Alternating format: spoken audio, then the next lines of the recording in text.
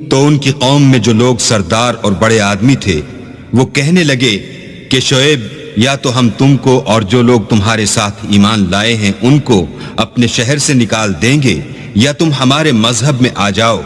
उन्होंने कहा, खा हम तुम्हारे दीन से बेजार ही हों तो भी, अगर हम इसके बाद भी कि अल्लाह हमें इससे निजात बख्श चुका है तुम्हारे मजहब में लौट जाएं, तो बेशक हमने अल्लाह पर झूठ इफ्तरा बांधा और हमें शाया नहीं कि हम इसमें लौट जाएं।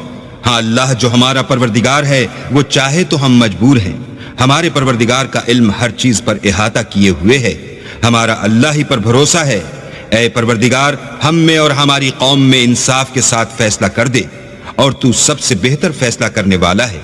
और उनकी कौम में से सरदार लोग जो काफिर थे कहने लगे कि भाइयों, अगर तुमने शुएब की पैरवी की तो बेशक तुम खसारे में पड़ गए। तो उनको भौचाल ने आ पकड़ा और वो अपने घरों में औंधे पड़े रह गए।